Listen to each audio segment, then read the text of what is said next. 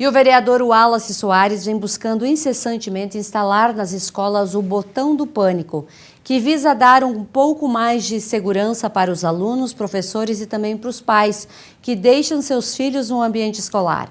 Para isso, o vereador tem conversado com diversos pais, funcionários, polícia militar e poder público municipal e também com os outros vereadores para buscar mais ideias que aumentem a segurança das escolas. Seja com vigilância eletrônica ou armada, muros, grades que garantam que não ocorram invasões, entre outros. Hoje nós conversamos com o vereador sobre este tema. Acompanhe. Hoje nós vamos falar de um assunto extremamente importante. Na última quarta-feira, o país todo ficou comovido com um massacre que houve em uma escola na cidade de Blumenau, em Santa Catarina. E este assunto acabou vindo à tona também aqui na nossa cidade de Erechim, que é a questão da segurança nas escolas. E para falar um pouquinho dessa segurança nas escolas, tão importante para preservar a vida de professores, alunos e dar segurança também para os pais que deixam os seus filhos neste ambiente escolar, nós convidamos o vereador Wallace Soares, que tem um projeto justamente sobre um botão de pânico nas escolas. Vereador, bem-vindo aqui à TV Bem-vindo à TV Erechim para a gente falar desse assunto tão importante. Obrigado, Sandra. Obrigado à TV Erechim pela oportunidade de nós estarmos aqui, né? Infelizmente, tratando de algo que nem deveria ser tratado, né? Que é com relação à segurança nas escolas, mas a gente tem que tocar nesses assuntos, né? Nós, representantes das pessoas, a gente tem que estar sempre preparado para enfrentar ações como essas, né? Então, a gente já... Esse projeto ainda é de 2021, né? Hoje, nos últimos 2 anos, nós tivemos uma série de ataques às escolas em todo o Brasil. Então, é algo que, infelizmente, está sendo corriqueiro, né? Que era algo que a gente só via lá fora, agora a gente está vendo aqui no Brasil também. A gente precisa, é claro, criar mecanismos, né, de controle, mecanismos que impeçam, né, uma ação como essa. Então, na verdade, a gente está discutindo, né, esse projeto, o meu projeto ali do Botão do Pânico retorna à discussão, né, assim como outros projetos que vêm nesse sentido, mas a gente está debatendo isso e acho que logo mais a gente terá entregue ali um resultado, entregue algo para a população nesse sentido. Pois é, as nossas escolas de Erechim, de certa forma, podemos dizer que elas são seguras, porque a Brigada Militar, ela faz uma vistoria nessas escolas, ela acompanha a rotina escolar, principalmente na entrada e na saída. Mas essa questão do botão do pânico vai prevenir também outros acidentes que possam acontecer dentro das escolas? Então, na verdade, a gente tem que olhar para alguns outros lugares onde esse problema ele já é mais corriqueiro, né? Então, certo. Quando a gente olha, principalmente para os Estados Unidos, né, são feitas diversas ações nas escolas americanas que visam reter ataques como esse, né? Infelizmente, a característica de todos esses ataques é algo pensado, né? Não é alguém que está passando ali na frente, que do nada resolve entrar numa escola, não, é algo que é pensado, não é um criminoso comum, né? Se a gente conversar com o pessoal da Brigada Militar, da polícia, enfim, não é um criminoso comum, porque inclusive o criminoso comum, ele não tolera isso, porque o filho do criminoso comum também está na escola. Então, na verdade, isso é uma pessoa que às vezes sofreu na infância, questão de bullying, alguma pessoa que tem algum transtorno mental, enfim, a gente não consegue nem ter ainda muita ciência disso, né? Porque, infelizmente, a gente não consegue ainda, é tão recente que a gente não consegue ainda ter uma ciência sobre o que de fato faz as pessoas a cometer esses atos, né? Então, até certo tempo atrás, o poder público, a própria prefeitura, Estado, enfim, não tinha essa visão com relação a isso, porque não ocorria ataques desse tipo. A gente está falando aqui que nos últimos 2 anos parece que teve 18 tentativas ou ataques a escolas. Então é algo muito recente, né? Sim. E então a gente tem que buscar mecanismos para que possam impedir isso de acontecer, ou também que, se vier a acontecer, que retém, de certa forma, o prejuízo, né? Então a gente está falando aqui, por exemplo, do Botão do Pânico, que é um projeto que a gente está discutindo e que eu já encaminhei para o Poder Público. O prefeito municipal atendeu muito bem esse pedido, já está em contato com algumas empresas de segurança para ver com relação ao orçamento, que é um projeto, primeiro, barato, é muito simples de ser instalado, o custo baixíssimo, né?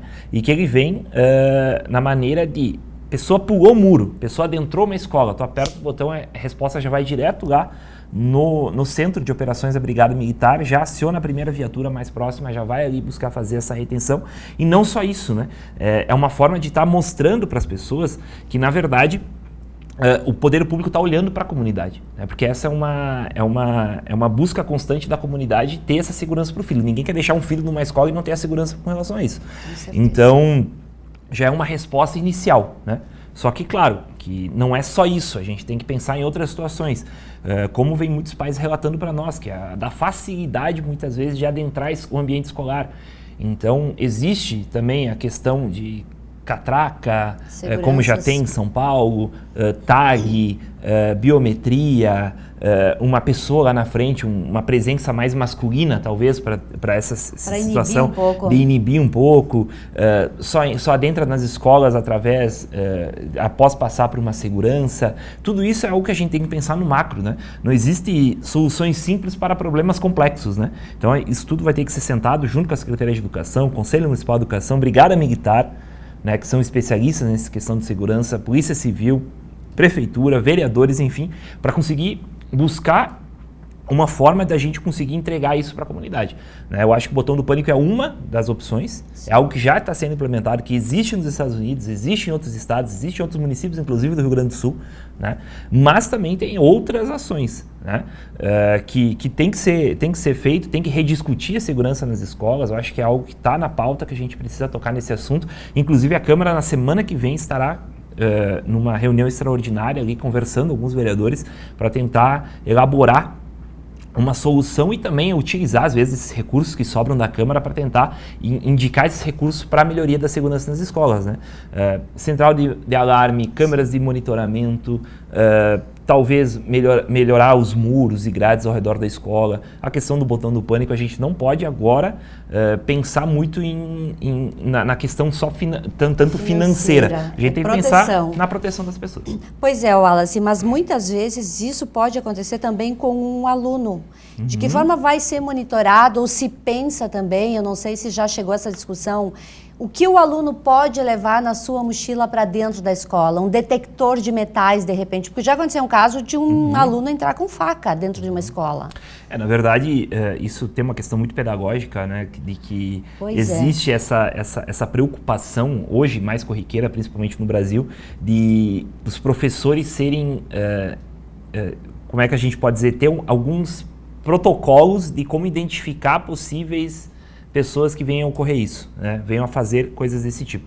Eu vejo que existe um protocolo americano já com relação a ataques nas escolas, ao qual é ensinado aos professores algum tipo de protocolo, como correr, se esconder, como fazer isso, como ensinar as próprias crianças também, alunos, adolescentes a tomar esses protocolos, e também a parte do professor como educador também buscar identificar aquela criança que às vezes é aquele jovem que é vítima de bullying, aquele jovem que é mais violento, aquele jovem que às vezes até os próprios colegas, esses dias a gente vê que de um desses ataques ele falou no Twitter que ia fazer esse ataque. Já anuncia que vai fazer. Ele já tinha anunciado, inclusive, no Twitter que ia fazer alguma coisa. Então, quando a pessoa lê esse tweet, né, principalmente que as pessoas jogam muito no Twitter isso, que é uma rede muito de momento, né, que as pessoas acabam escrevendo algo muito no calor do momento, reportar isso às autoridades. Então, talvez a própria polícia militar ou o próprio município, junto com psicólogas, enfim, buscar elaborar um plano para passar na comunidade escolar, passar para os professores, diretores e até mesmo às vezes para os alunos, como identificar também possíveis autores que vão ser lá na frente, né? Mas também essa questão do detector de metal, que é algo que já está acontecendo em outras cidades, também é algo que a gente vai ter que discutir, né? Às vezes é importante a gente sentar, olhar o que está sendo feito nas outras cidades, ver o que deu certo e buscar também uma implementação aqui em Erechim. Eu acho que isso é de grande valia, inclusive receber ideias, né? Que é sempre bem-vindo também. Pois é, o celular é uma ferramenta extremamente importante para todos nós. Porém, em alguns casos, ela é uma arma na mão de pessoas que, de repente, já têm um desvio, né? Algum problema. Como é que as escolas também podem controlar e já se pensou em falar sobre isso, da criança levar ou não o celular? Porque muitas vezes esses jogos, eles começam dentro do ambiente escolar. Essa é uma situação que tem que ser discutida, né, Sandra? Eu acho, aí, eu ainda como um simples vereador, a gente não tem ainda um conhecimento, ampla, né, uma questão muito ampla, né? Sim. Mas eu acho que tem pessoas, assim, muito qualificadas para nós ouvirmos, né? Acho que a gente tem que ter essa humildade de ouvir aquelas pessoas que são especialistas nisso, que podem trazer para nós alguns diagnósticos com relação a isso, né? E a gente também ter uma ciência do que pode ser feito, né? Eu acho que isso é bem importante. Mas isso quer dizer que em Erechim vai haver uma conversa mais profunda sobre o tema, que os vereadores estão olhando tudo isso com mais cuidado para que dê essa segurança não somente para os alunos, professores, pais, todo o ambiente. Sim, nós vamos dar uma resposta, sim, com relação a isso. Já conversei ontem mesmo com o prefeito, né? Conversei também com o secretário de Gestão e Governança. Conversei com o Detone também da Brigada Militar, né? Com o Major Detone. Então a gente está buscando alguns meios, estamos conversando, a gente vai conversar para dar uma resposta para a população.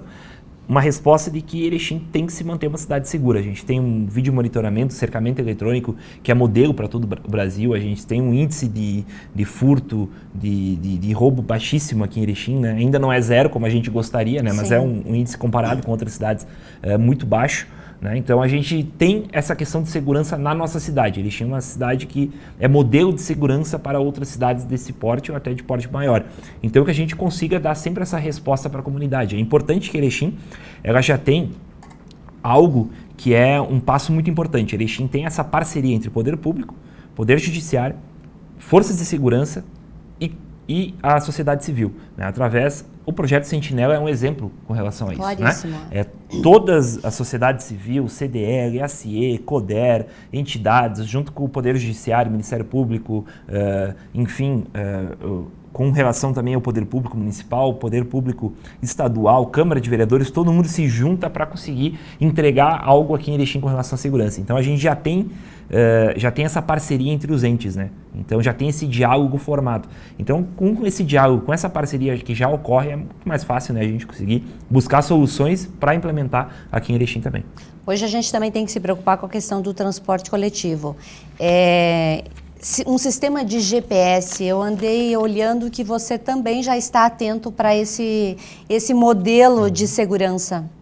Então, com relação ao GPS, né, no transporte coletivo, é mais uma daquelas ações que a gente está buscando tomar para viabilizar um novo modal de transporte, digamos assim, aqui em Erechim. Já está sendo discutido na Prefeitura Municipal e na Câmara de Vereadores uma alteração em no plano de mobilidade urbana de Erechim, propondo, né, um plano novo de mobilidade urbana. O CODER também já faz isso, faço parte do grupo do CODER com relação à mobilidade urbana também. E dentro de várias pessoas que pensaram, e vários exemplos de outras cidades, algo que nos chamou a atenção foi a questão do GPS nos ônibus, né? Por quê? Porque Erechim é uma cidade que não é acostumada a utilizar o transporte público. A gente vê um crescente utilização e emplacamento de veículos aqui em Erechim. As pessoas utilizam muito carro, sim, ao invés de utilizar o transporte urbano. Aqui a gente pode entrar no mérito das linhas, a gente pode entrar no mérito de falta, às vezes, de horários, enfim. Mas tudo isso tem que ser discutido, mas também tem que ser discutido algumas outras formas. Por que o jovem ele não está utilizando o transporte coletivo? Porque hoje o jovem, a gente não consegue olhar lá e ver assim, poxa, o ônibus sai do terminal às 8h30. O ônibus sai do terminal, ele vai para as Três Vendas, vai para o Jaboticabal, passa no Coller, passa no Aldariola. E que horas ele passa no Cerâmica para vir para o centro? Fica difícil. Fica difícil, né? Às vezes difícil. Tem congestionamento, às vezes tem isso. E ninguém, às vezes, as paradas de ônibus não são todas cobertas. Ninguém, às vezes, vai ficar 15, 20 minutos ali e prefere pegar um aplicativo, chama num aplicativo, sabe onde é que o carro está, só sai de casa quando o carro estiver na frente de casa, enfim. E já tem em outras cidades aplicativos de GPS ao qual a pessoa digita ali onde é que ela está, Sim. E ela consegue ver onde é que está o ônibus que vai passar ali perto da casa dela, em qual parada ele vai passar e para onde ele vai. Então a pessoa pode ficar ali na casa dela vendo onde é que está o ônibus em tempo real. Quando o ônibus está próximo do lugar da parada, ela sai de casa, vai na parada e já pega o ônibus ali na frente. Então isso é uma facilidade muito grande que pode fazer com que novas pessoas utilizem esse transporte público. Porque hoje, eu estava conversando com um proprietário de uma plataforma de mobilidade urbana, de transporte por aplicativo, ele tem mais de 12 mil pessoas cadastradas só naquela plataforma. Então, se a gente buscar aqui a média de pessoas que utilizavam o transporte público urbano em Erechim era de 15, 16 mil ao dia e chegou até a 7, 8 mil pessoas ao dia, essas pessoas, hoje está em 10, se eu não me engano, quase 11, mas essas pessoas elas foram para algum lugar. Ou elas compraram um carro, ou elas se cadastraram em aplicativos de transporte pela facilidade que tem. Né? Então a gente precisa adequar o transporte coletivo a algo mais moderno, a algo que as pessoas possam pegar e utilizar. Da mesma forma, o GPS poderia servir com relação à segurança também. Com certeza. Ora, o ônibus tem uma ligação de que está tendo um assalto num ônibus urbano lá no bairro Coller. Nós com o GPS consegue passar para a polícia e a polícia saber em tempo real onde é que está o ônibus. Porque está tendo um ataque a um ônibus, um passageiro liga, não sabe onde é que está de noite, não consegue identificar, é aqui no bairro Progresso. Tá, mas é aqui no bairro Bela Vista, mas aonde no bairro Bela Vista? O tamanho desses bairros, né? Eu citei o Progresso Bela Vista, bairros muito grandes aqui da cidade. Em qual lugar desse bairro? Então, com o sistema de GPS também é mais fácil isso também. Então, às vezes a gente acaba saindo lá que o vereador propôs um sistema de GPS no ônibus. Aí tem um monte de gente embaixo, não, porque tem que baixar a passagem, mas isso é um ponto. A gente sabe que a gente pode rediscutir o valor da passagem através de subsídio público, através de ônibus menor, tudo isso está sendo discutido. Tem uma comissão discutindo isso. Tem um contrato que a gente tem que seguir, que a gente pode rever esse contrato também. Mas quando a gente fala em outras situações, não quer dizer que a gente não está olhando para esses outros problemas. Às vezes a gente está tentando melhorar um caso específico, né? Então, acho que às vezes as pessoas têm que ter também essa ciência. Ora, se a gente está falando em GPS, é por causa da segurança.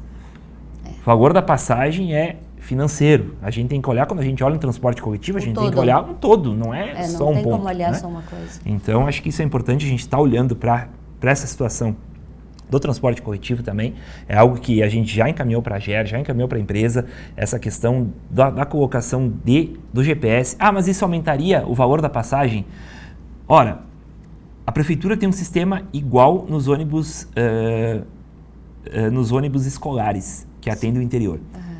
Sabe quanto custa por mês nos ônibus escolares? R$120 por mês. Então isso aí dá R$13 por dia, né? Não vai mexer na passagem. Não é isso que vai aumentar a passagem. Isso fica bem tranquilo. As pessoas têm que entender que vai ser uma segurança a mais para elas, porque tem famílias que pegam, né? Tem crianças, adolescentes que pegam ônibus, e que são bastante vulneráveis. Vereador, vamos torcer para que nos próximos dias a gente tenha uma notícia positiva aí, que comece realmente a implantação desse botão do pânico e que os pais fiquem um pouco mais seguros.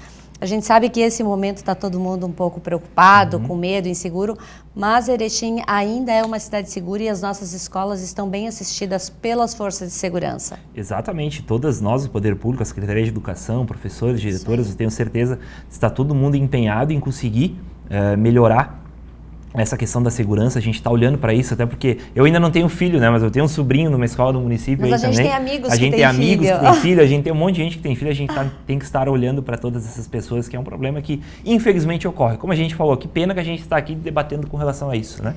A escola deveria ser um lugar onde a gente não teria preocupação nenhuma, né? É a nossa segunda casa. Infelizmente, tem pessoas maldosas aí que por algum motivo pensam em fazer um mal a algumas pessoas aí inocentes, que não têm poder de defesa nenhuma, né?